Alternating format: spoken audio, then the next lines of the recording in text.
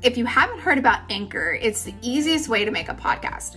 Let me tell you about it. It's free, which is amazing. And there are these really cool creation tools that allow you to record and edit your podcast right from your phone or your computer. Anchor will even distribute your podcast for you, so it's easy to be heard on Spotify, Apple Podcasts, anywhere you get podcasts. And you get to make money with no minimum listenership, which is really cool. It's everything you need to make a podcast all in one place. Download the free Anchor app or go to anchor.fm to get started right away. Yoga teachers, mindfulness leaders, and energy workers, are you ready to stop side hustling and start making an income doing what you love? Welcome to the Marketing Off the Mat podcast. Each week, your host, Jessica Cross, dives into conversations with successful creatives in wellness, business, marketing, and more to uncover practical methods to take your business from A to B and have some fun along the way. Grab some tea and pull up a seat. Let's dive into this episode.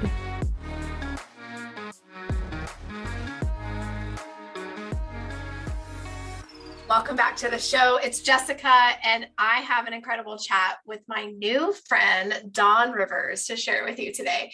We talk all about Dawn's incredible journey from finding her first yoga teacher in a Rodney Yee video tape, VHS, my friends. If you're not familiar, look it up. She found her first yoga class and first teacher in this tape. And we go all the way through her journey in finding yoga in later portions of her life and how it really filled her up and how she decided that she wanted to take a leap from her job as a librarian to opening up her own studio in Ohio. And it is a crazy journey. It's full of triumph and tribulation and all the things in between. I know that you're going to love it because we talk about all the things we need to know in building resiliency in a business, especially in our industry. And I know that you're going to love Dawn. So let's take a listen. Hey, Dawn, how are you? I am great. Thank you. So glad to see you and hear you and hang out with you this afternoon for this chat. Thanks. Absolutely. I'm excited. I've been listening to your podcast, so I'm ready to see what happens with our discussion today. Yeah. Cool. Well, thanks for listening and just, sharing your space and time with me and all the incredible guests and the listeners. It's a little virtual community that we've got going here. So thank you. Sure. My pleasure. Well, I'm glad that we're getting to catch up a little bit today because I know you have a super interesting story and all the things as you've woven on your journey in the past couple of years, especially. So I can imagine. So tell us a little bit about you. Okay. Well, I'm Dawn M. Rivers, the founder and owner of Daybreak Yoga. It's a yoga studio in Bedford, Ohio. It's about 25 minutes southeast of downtown Cleveland. So today there's snow outside. I don't know where in the world you're living, but it snowed. Oh my goodness. I was like, ooh. But prior to being a full-time entrepreneur, I was a school librarian for 20 years, a library teacher. So I did that. And then I was like, oh, let's try this full-time entrepreneur thing. And yeah, so it's been since 2019. So I'm fresh still kind of as a full-time entrepreneur. I have 2 adult children. My son lives on the West Coast. My daughter lives on the East Coast. I'm in the Midwest. And yeah, that's my story. So cool. So, wow. I mean, there's so many similarities to the world that you're in, just from, teaching is just obviously at the core of your heart. And now you're just teaching adults in different ways. So that's super cool. Right. So, it's interesting because when I started to leave libraries and going to full-time, I had my own vision statement. I thought my purpose or my dharma was to help people use resources and information to make better life choices. And I was like, oh my gosh, I'm not doing that anymore. And one of my former boyfriends, not like I had a lot. So former boyfriend, let me just say it that way. He was like, no, you're still doing it. You're still helping people make good choices and decisions based on resources and information. And I said, oh, okay. So that made me know, like, when you have a purpose or a dharma, you can't really, you might go around the bend and up and down a hill and through the valley and through, like the desert, the rainforest, and you get back to the purpose. And so I'm there. I'm still helping people make good choices and decisions based on information and resources. Ooh, that is so good. I'm glad he kind of shined a light on the real truth, that you've not gotten away from your path or your dharma of sharing that. It's so incredible. Yeah. So cool. All right. So everyone's got one. Tell me your yoga story. How did you get into yoga? Okay. Yeah, we all got one. So mine starts with a VHS tape in 1999. Love it. Yes. Some people don't know what that is. Those millennials and whatever the new generation thing is called. So because I was a school librarian, my kids and I would go to the library for fun. I know, don't laugh at me. So I saw a tape of Rodney Yee. I call him Rodney Yee, the OG. And he was like sitting in a field of grass, looking very peaceful. And I was like, I need some peace. My life was kind of stressed and unhappy. So I got it. Played the videos in my basement and did that for a couple years, watched PBS. We had a morning yoga show. I would do that. And then that spun into taking yoga at a local gym. That was really cool. I did that for some time. I was like, oh, okay, this is great. I get to practice with other people. But a gym is cold, right? Because they don't want to turn up the heat because people don't want to sweat. So whatever. Then hot yoga started to become a thing here in the greater Cleveland area. And I was like, hot yoga? What is that? So I saw a postcard. It was like one of those offers, a week of unlimited yoga for $15. I was like, I got $15. I'll go on spring break. And whoa. So the first class I took was intermediate, because by then I was taking yoga for 7 years. Whatever. When people started to float and hover and levitate and jump up into handstands and poof, fall down, I mean, like go into chaturanga, I literally rolled up my mat and was like, I'm out of here. And my teacher friend, she was like, no, just stay. And I was like, I can't do that. I can't do that. What are they doing? And she said, it's okay. And I always say this in every interview, that reminds me of like what it feels like to be in a space that's new, uncomfortable, different, and you think you can't do something. So I try to be like she was, accommodating and say, stay. So after that, I took classes every day. The owner, she would teach a 90-minute class, 90 degrees. I would love it, come home, take a nap for 2.5 hours, go again, maybe in the evening. The next day, I just was all over it. Then that summer, they had a special offer. Since I was a school librarian, I had my summers off. So I did like 6 weeks, practiced 2-3 times a day, 5 to 7 days a week. And they were like, do you want to be a karma yogi? I was like, what does that mean? They told me if I clean the studio and the bathrooms and help the teachers out, I get free classes. I was like, I'm about that free life. So did that like 2-3 times a week for about 3 years. And then I was a desk yogi at this studio for 5 years. And during that time, there were like tons of yoga students going in and out, becoming teachers. And I was like, maybe I could be a yoga teacher. But I was going through a divorce and I kept putting it off. And I was like, not this year, not this year. So in 2012, I was like, nope, it's time. So that coming January, I started 5 months, did the training, became a 200-hour certified yoga teacher in May 2013. So that's my story. And it goes on forever, right? Like that's just the first training. And that was just the first training. Yeah. Like but wow, like that's so cool. I just love that story where you, as you were kind of joking, taking the kids to the library for fun. I'm also, that was what I did too. So we're in good company. But like, just, it's so cool that was your first experience. This is a VHS tape and then PBS. It really, like, where could you find opportunities to practice? And it's like, there weren't a lot.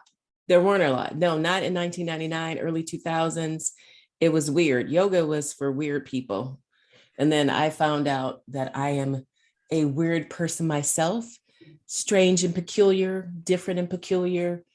all that kind of stuff. And I was like, I found my tribe. Yes, it's so true. I was like, I mean, I'm weird too. I feel like probably everyone who's listening has had that story where they're like, I just kind of don't feel like I fit in. I'm a little bit weird. And then finally you land. Yeah. No, yoga was literally the place that became a second church to me. I would pray. I cried. Other people were going through some of the same things as me. It's, like yoga is this neutralizer. It helps you like even out. Well, it should, to me, even out the differences. It makes us all the same as people. And there were lots of other women around my age who were going through transitions in life. Either they were separated, divorced, their kids were going off to college, they were starting new things in their lives. And I was just like, well, I don't know what to do next. I was 42. I was like, what do you do with this? And there was community built in, which was so important. And I would invite friends and they were like, no, Dawn, that's your thing. That yoga thing is your thing. And so it was okay because I hung out with these people at the studio. We went to parties and concerts, had dinner together, went to kirtan, whatever. So there were other people just like me. And I felt seen and heard. I felt good. I can so resonate with that. They kind of become another part of your family. Exactly. Yeah. My family. Yeah, it's so true. Okay. So you're all about community. You're all about family and yoga. So naturally you're opening a studio. Tell us about it. Okay. That wasn't natural. So the thing is, so in yoga teacher training, our like head teacher, she owned the studio and she had us do like a 1 year, 5 year and 10-year goals. And I was like, in 1 year, I'm teaching at the studio. Well, that didn't work out, which was okay. I taught at the YMCAs all over Cleveland. I started to create this like yoga brand called Daybreak Yoga, which was kind of like a spin on this other side hustle I had called Daybreak Services, where I would help people research, write papers, because I was a librarian. I was like, well, what do you do? And while I was, while I was in the yoga training, I was like, well, I wanted to create something that had to do with my spiritual walk. I'm Christian. Some of the things that I've been experiencing, I wanted to wrap it around with yoga. So that's how Daybreak Yoga came. And then I was like, well, in 5 years, I'm going to open up my yoga studio. In 10 years, I'm going to do this and this and this. So I got busy. I was teaching all over the city. I had private clients at my house. Anybody needed a yoga teacher, it was Dawn. Here I am. I found this space in the back of a martial arts studio. I rented that space for almost 2 years. And this was like early social media. So Facebook was my friend. Facebook is not necessarily people's friends anymore, but I used it and people came. And this was when you would print out flyers and postcards and put them on people's cars. I tell folks, I was that woman. They were under people's, windshield wiper blades, at the store, at the salon, at a boutique, anybody, at church. I'm passing out cards. Hey. And so I started to think, well, I have a following. Maybe I can open up a yoga studio. My mom had a stroke where she had some vision issues. So I moved in with her since my kids they're both grown and gone. And we were walking around kind of near her house. And I was like, maybe I could open up a yoga studio here. So it took another several months. And I signed the lease in around August 25th, 2018. And when I was sitting there signing the lease, I was like, oh my God, it's been 5 years. I wrote this down in May 2013 that in 5 years, I was going to open up my yoga studio. So I tell people, and not just words, because that's a spiritual bypass. Let us not just say, oh, you can easily make it happen. Absolutely not. You heard me say, I taught everywhere. East side, west side, north side, in the country, in the grass, in people's basements, in my apartment, wherever. I did the work to make people know that I was serious about it. And it's still work. It's transition.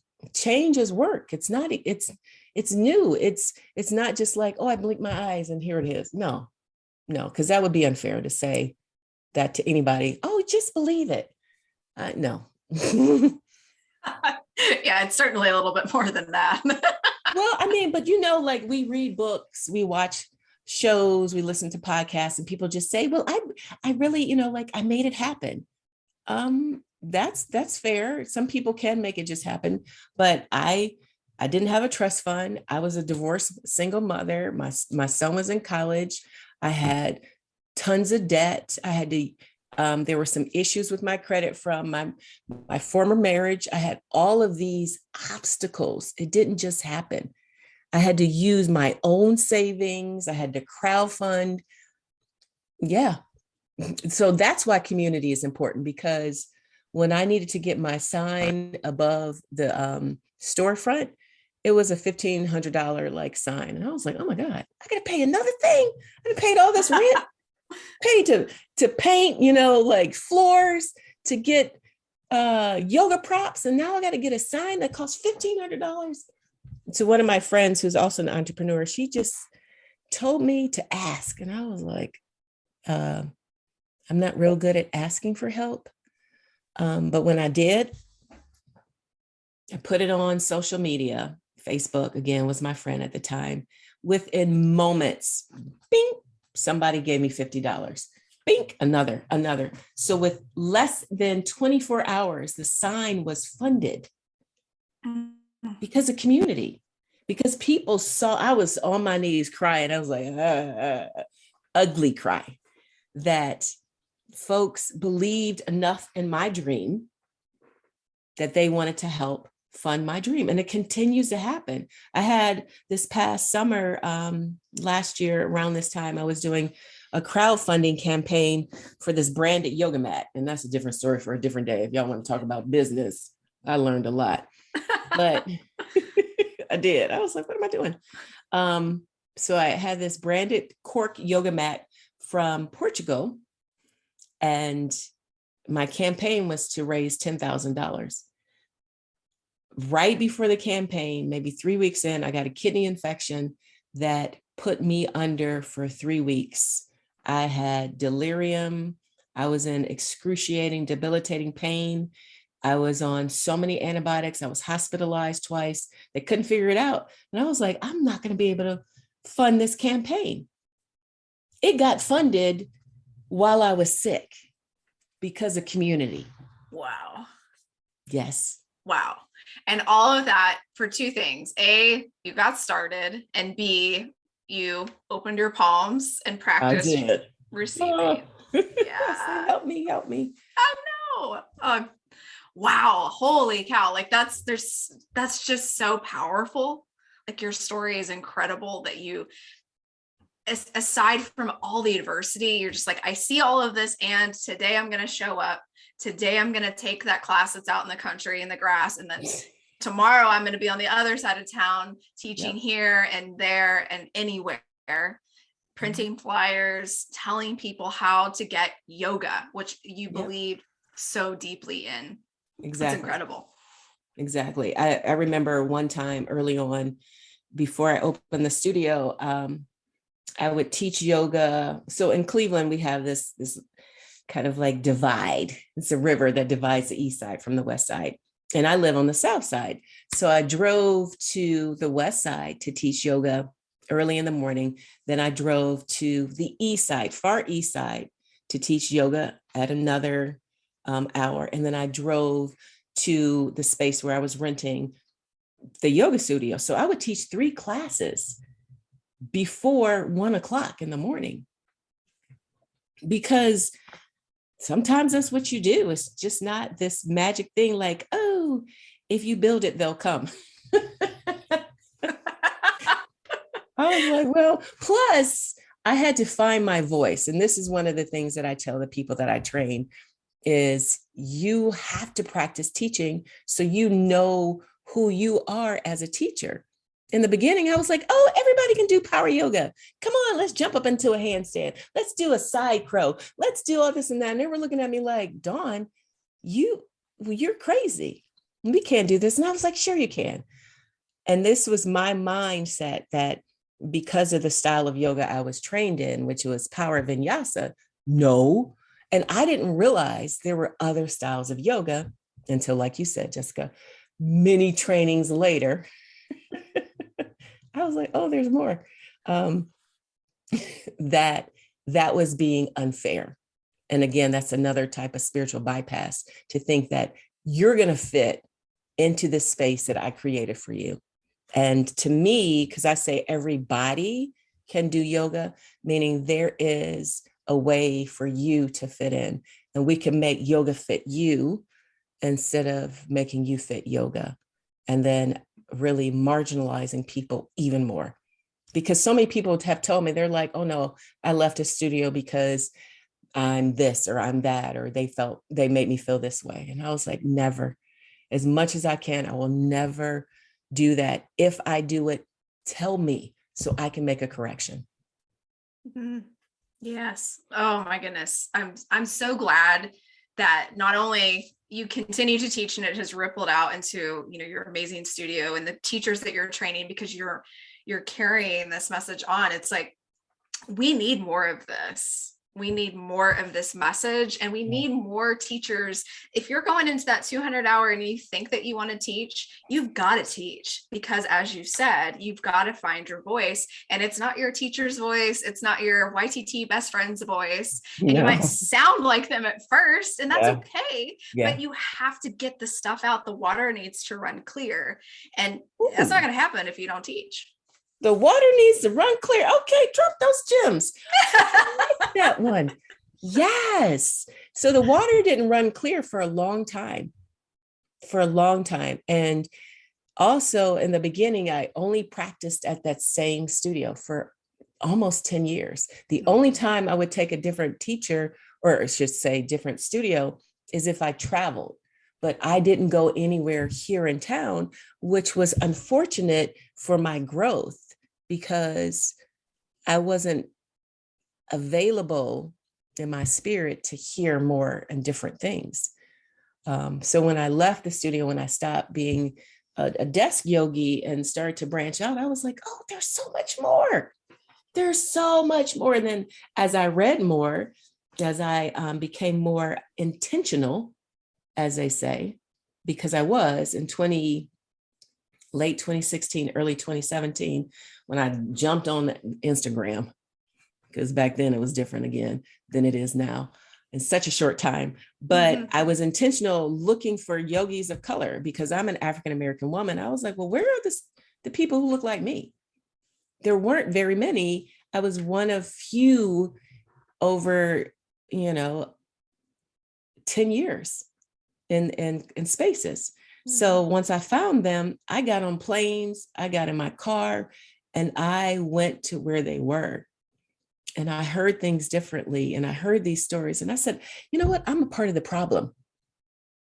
I'm a part of the problem, because again, if somebody came to my class and I'm saying, sure, you can do this, just try harder. Who am I?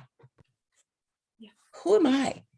So yeah, that's when things started to flip. And then I had some health issues, which changed my, of course, God will sit you down. We're like, you think you got it?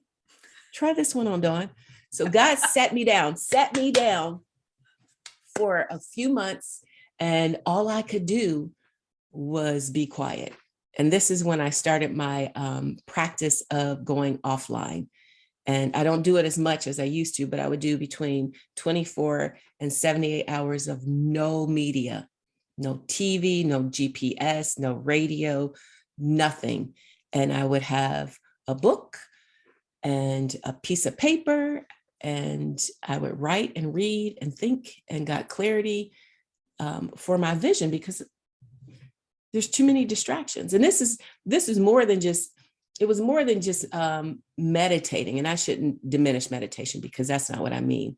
I was actively listening while awake, while being in the world. I was looking and seeing and hearing and having fuller conversations with people, so I could be a better person, at least, the person that I thought I should be, with my family, with my colleagues, because I was still working with the people I was teaching yoga with, and two, and that helped me to see that the path that I was going down was the same. It was a path that other people had created, and that's not who I was born to be. I wasn't born to go down the same path as other people. I love the going offline that you just mentioned. Like, that's so powerful. And I think, at least it's been my experience, is the more that I've delved into my practice, the more I realize how sensitive I am to media, IG, all of like just the sheer amount of stuff that's coming at us. Yeah. Every single day. And I'm glad that you made that your meditation, your mindfulness, so you could get more clarity on where it is that you were headed. That wasn't exactly the path. It's like you were headed off in a different direction. Exactly. Yeah. I just revisited that this year. 2022 came in with a vengeance for me. Our yoga studio experienced a flood at the end of 2021, right at the end of December. And I was like, wait, what? So we were closed. We were going to have a quick short closing for some renovations, but we were closed for 3 weeks. And I was right in the middle of yoga teacher training. We didn't have a space. It was like all these things were hitting me. And I was in shock. And I think I went into a depression. And again, nothing is coincidental or just, happenstance. A friend who actually, she was the first person to donate to the yoga sign. She sent me a text like, hey, how are you? And I was like, well, not too good. And she said, I think you should read this book called Vibrating Higher Daily by Layla Delia. And I was like, oh, I heard of that. And I was like, okay. So she sent me the image, and I bought the book. It came, I put it on my nightstand. I didn't read it. Then one terrible night, I'm crying at 2:00 in the morning and cannot sleep. And I opened up this book. And I said, oh, why did I forget who I was? So one of the quotes is, she remembered who she was and the game changed. And when I closed the book, I was like, God, I need help. I cannot do this on my own. And I was like, I will be going. I think that was a Tuesday. I promised myself that weekend I was going to rest. So we had yoga in the morning. I didn't have any music, anything like that. I was like, guys, I'm about to go offline. So this is the last time I'm online until Monday. And I stayed in my studio. I didn't have any classes or training that day. Laid on the floor and cried and cried and cried and slept. I slept, Jessica, I slept for hours. I was exhausted. And things were clearing up. Boom, boom, boom, boom. So much clarity happened. I was writing notes after notes after note. I was reading my Bible. I was reading some things that I've written in my journal. And because I was quiet and I was still. So in the book, Vibrating Higher Daily, she talks about this fog, and I call it the February fog that I was in, because when you're in a fog, you cannot see. And I am a type of person who sees the plan. So Daybreak Yoga, I've always been able to see it. I could vision it. I even drew it out. I wanted to look good, feel good, smell good. I wanted people to feel like it was a place for them, all this stuff. But this February, I couldn't see. So I don't know if you know this movie called The Fog. It was a scary movie from back in the day where these creatures came out of the fog and would like kill people. And they were like zombies or something. And so the fogs can be scary because you don't know what's like how far something is if you're driving, if there's somebody in front of you, if you're coming to like a curb or a pothole or whatever. So in the fog, she says, rest, do nothing until the fog clears. And I hadn't even really gotten to that part in the book, but I knew I needed to rest. And so that day I was reading and I was like, oh, she calls them metaphorical terrain. So that metaphorical terrain was where I was. There was no clarification for a long time until I took the time to rest. I nursed myself again, and then it started to come back. And I remember telling my, what she called the interior designer, I said, I don't know. She was like, well, what color do you want to paint the wall? I was like, I don't know. What do you want to do for the floors and this and that? And I said, I don't know. And it's scary because I can't see. I don't have not one image in my mind. And that's what happens when you're overworked, which is the other side of entrepreneurship, that the grind sounds like it's fun. It's not, because if you grind things down, it becomes dusty. And if you grind down your bones and the joints are gone, you have no fluid in between, no connective tissue, you get arthritis and pain. You might have to have a replacement. So don't grind, people. Don't do it. I love that. It's a lie. It's a lie. Rest. For sure. Yeah. Oh my goodness. So many wonderful gems and lessons from everything that you've just shared. It's so true, because I think we live, especially in this IG, TikTok, etc. world that we're in, we just see these beautifully curated shots or these gorgeous, quick little 15-second videos touring around the studio, and yogis are just flowing and the music is pumping and the money is coming in and it looks so easy. And it's like, yes, of course you want. Of course, everyone's like idealizing that, or they're like, or maybe it's not even, they're like, well, I could never do that, because I'm a real human who has emotions and needs to rest. So they're like, I guess I'll never have a yoga studio. So I love that you're sharing the reality of it all. It's not all like roses and sunshine and floating on a lotus every single day. It's, it's tough. It's tough. And you've been through a pandemic, you've been through a flood, you've been through it all. And, personally, professionally. So how's it going now? How have you come out of the fog, so to speak? So when I came out of the fog, I turned my phone back on. All the messages come through.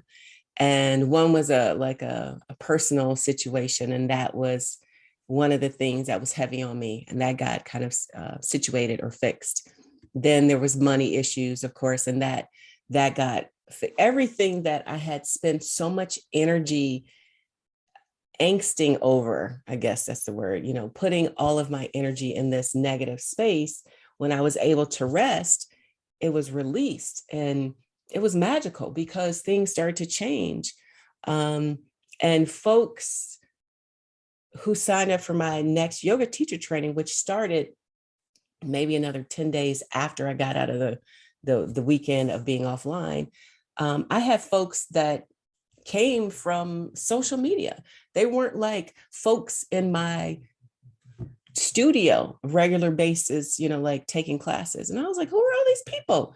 So I have a class of 8 people of, they're all African-Americans, but 7 are women and 1 is a man. And they all came. And I said, whoa, what? Because I turned stuff off. I need to do that. It's so crazy. I love that. So that happened. And this group is fantastic.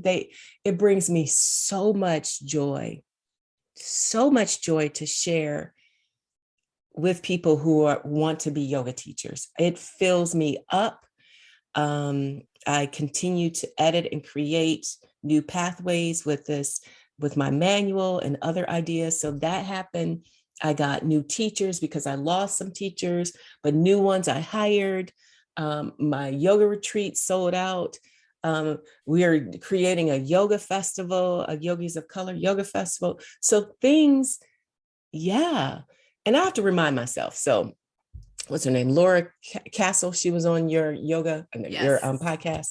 So I signed up to have a session with her because I was so interested. I was like, wait, what is this horoscope? She's magic. Yeah. So she read me. She was like, you are a Virgo, which I am. And she was like, I don't think you need my help. And I was like, well, it's always shiny on the outside. It's a little dull on the inside. And she said, that's definitely a Virgo trait. And I was like, I get it. But as that Virgo, I have to give myself grace. I don't always do that. I give other people grace. I encourage them to give themselves grace. We journal, we meditate on grace, but I don't always do that for me. And I have to be reminded, because when I do give myself grace, when I allow myself to be human, to rest, then the magic comes back. The manifestation happens, because God can't give you something when your hands are closed. Because when my stress level is high, I wake up and my left fist is clenched. And the left side is your feminine side. It's your Lakshmi.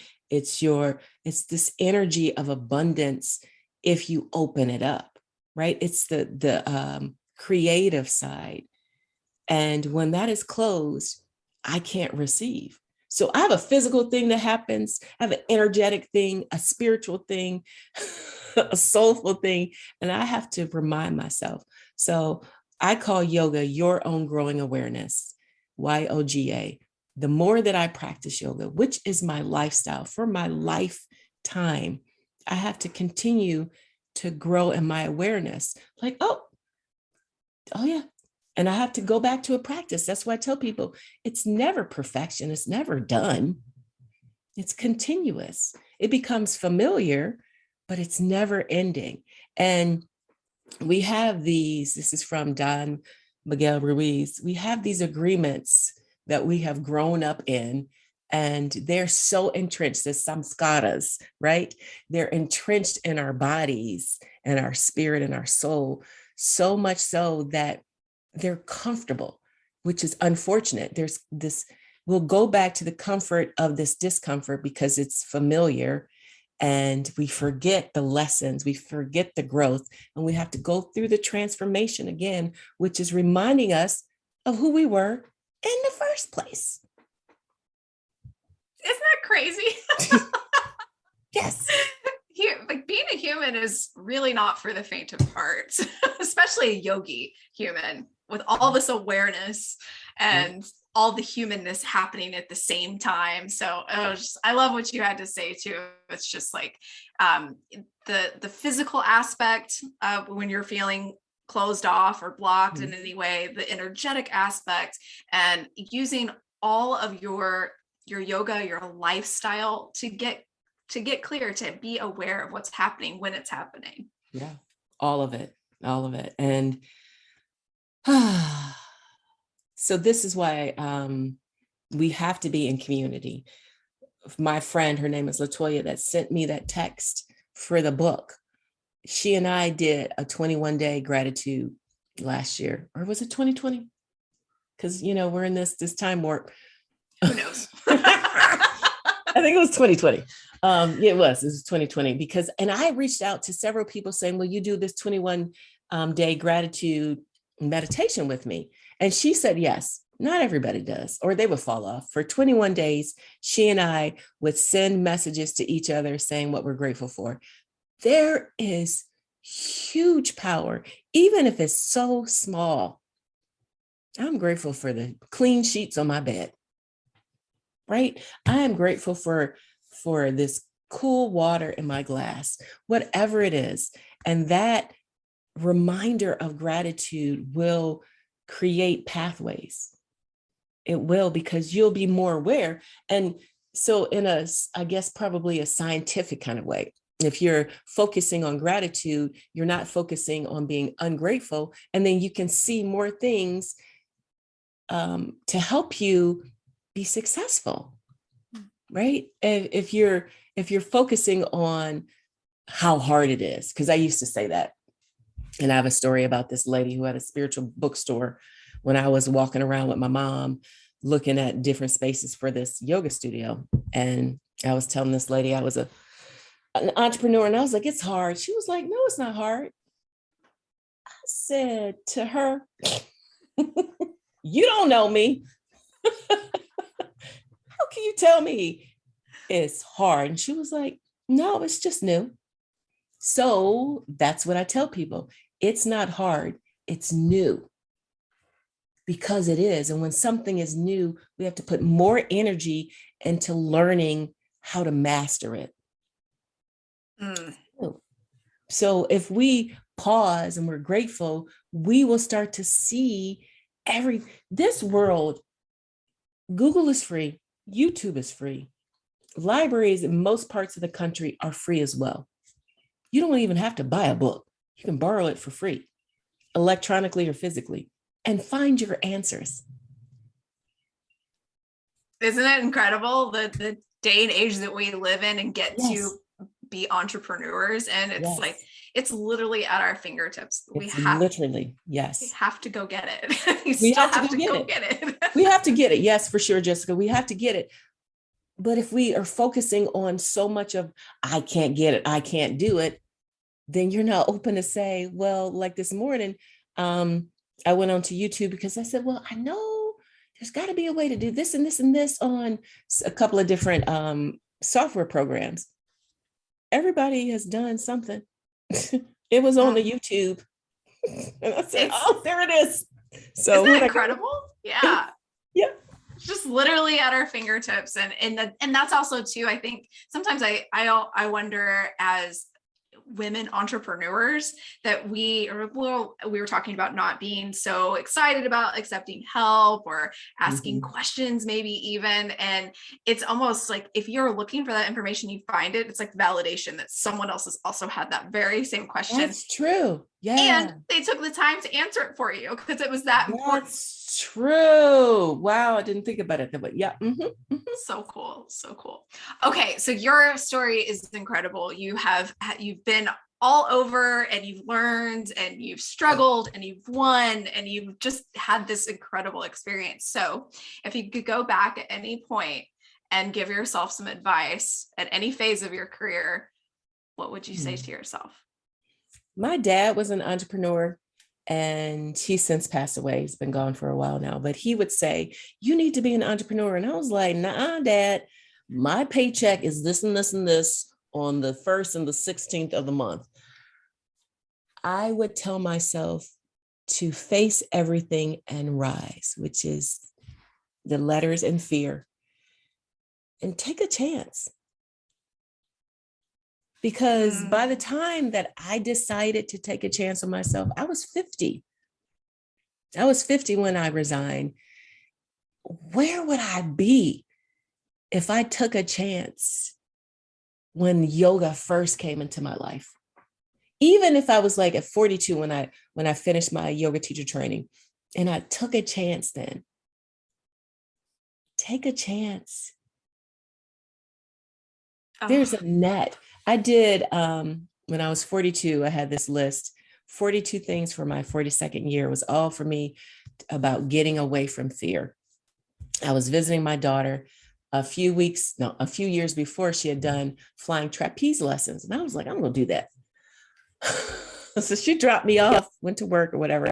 And I had to climb up this pole, I guess, to get to the platform, 50 feet in the air.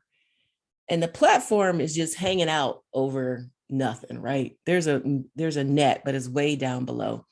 They send this trapeze to you. You have to stand on the ledge.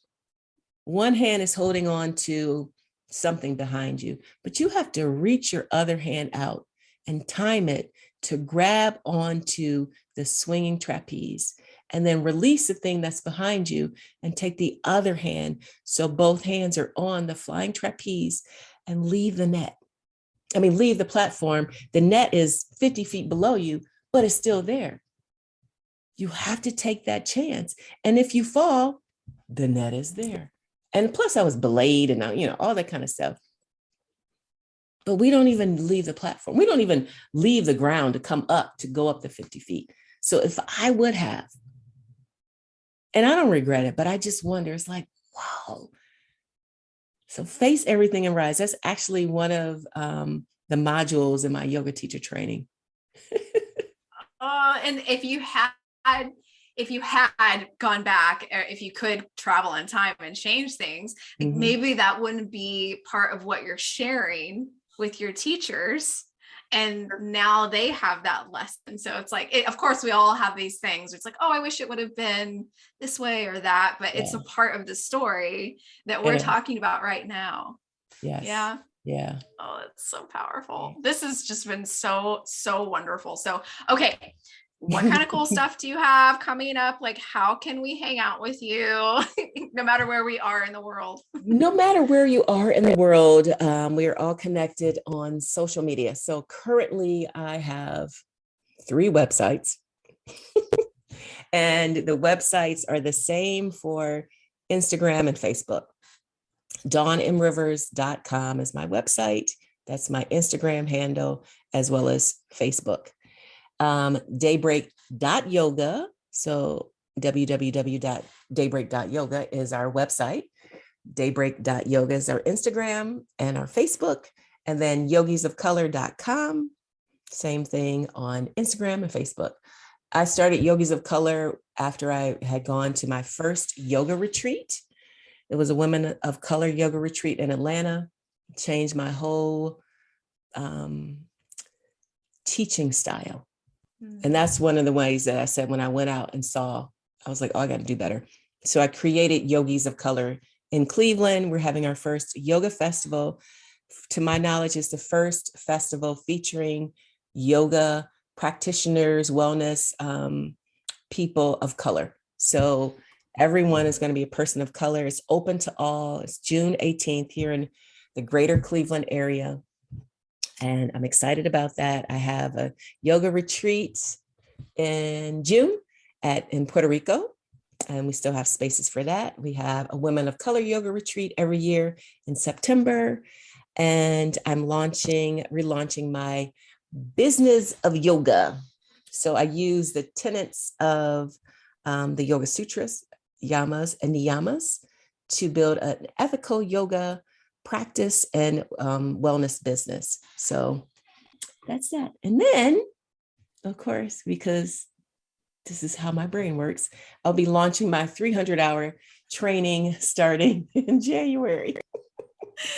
You don't have anything going on for the next few months. Yeah. Right.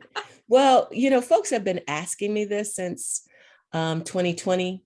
I'm on my 4th cohort, and other people have even said, whenever you do your 300-hour, let me know. And I was like, I don't know. My gosh. And this is so cool. And I know it's a woo-woo thing, but because I'm weird like that, other people listening will get it. I went to a sound bath in Washington, D.C. this past weekend with my daughter. And while I was there, I got the whole exact plan for my 300-hour training while at the sound healing. Everything was like, and I was like, oh, I got it. Scribble, scribble, scribble. Pretty much. So the rest of the weekend, I was writing down things, the modules, the ideas for this and that, and just all the components. So I have to do a few more things because I am Yoga Alliance certified, I guess, registered. I just have to submit that to them and be ready to launch it probably this fall, so people can register for next year. Wow. Congratulations on everything that you're doing. It's just absolute magic. And if you had not found that Rodney Yee VHS tape, just where would you be? So I'm glad that I have done some training with Rodney Yee as well, because I had to. You had to, of course. He's, as you said, he's the OG. Like, you've gotta have some of him, and he's your teacher. Really? Yeah. Yes. Yeah. I'm always so like, cool. wow. Yeah. There's some really cool people out here doing amazing things. I highly recommend, now with the pandemic, changing how we connect. Because like you and I, look at us, we're on Zoom. There are ways to take trainings and to be in space, not necessarily physically, that is coming back, but to be in space with amazing teachers that prior to you never could have been before. Like, I've been on trainings with people, gurus from India, like whoa, I've met people across the United States that I never would have thought. And some of us, like Sienna Sherman is one of my teacher friends. And when we finally met in person last year, she was like, this is her first time meeting. And I was like, yeah, because we had been in conversation for so long. And it's just so cool. There's so many folks out here. Take advantage of not just like YouTube, but actually getting online and having conversations with people. That's community again. Yoga, even though they're global, international yoga teachers out here, they're still people. They still are people, and they want to know that they're doing what they're supposed to do. They're doing their calling. When you show up, they get excited. One of my teacher friends, her name is Dr. Chelsea Jackson Roberts. And I used to love her. I love this stuff. And she was like, oh my God, Dawn, you're here again. Because I was like, well, it's only a plane right away. So cool. But That's so like cool. she would look up and be like, yeah, there she is. And you don't know whose heart you're touching. It's true. It's true. There's been so many just tragic things over the past few years. And then there's also some bright spots. Yeah. And we should, take advantage of the ability to expand our knowledge, grow our communities way beyond the bounds of the little car drives that we make to our studios. It's so much easier to do that. And I'm just so glad that this conversation got to be a part of that. So I'm glad to meet you. Me too. Thank you. And I got to use my new pink microphone. Yes, everybody who's listening is missing the pink microphone. So, well, this is so great. Thank you so much again. It's just been a pleasure to chat with you. Thank you. My pleasure. Wasn't that such a great chat? I absolutely loved Dawn, and I loved getting to know all the things that she experienced throughout her yoga journey and building her business. And I love how generous she is with peeking behind the curtain and showing us it's not all sunshine and rainbows when we're building this business. It's a difficult task. And I love that she shared that with us, because I know that each one of you that is listening today got a ton out of it, just as I did. So go follow Dawn over on Instagram. It's Dawn M. Rivers, and daybreak.yoga at daybreak.yoga on Instagram. If you want to hang out with her, send her a DM if you heard her on this show and let her know how incredible she is. I would love for you to connect with her, and I know she'd love to connect with you too. I hope you enjoyed this episode. I'll catch you on the next one. Take care till then. Thanks for listening to the Marketing Off the Mat podcast, and give yourself some gratitude for taking action in your wellness business journey. Please share this episode with someone you know who could use a fresh dose of inspiration. And we'd be thrilled if you would rate, review, and subscribe to Marketing Off the Mat on Spotify, Apple Podcasts, or wherever you get your podcasts. Want to share an idea with Jessica? DM her at jessicacross.co on Instagram to continue the conversation, or find out how she can help you take the next right step in your business. Until next time, stay inspired and keep showing up.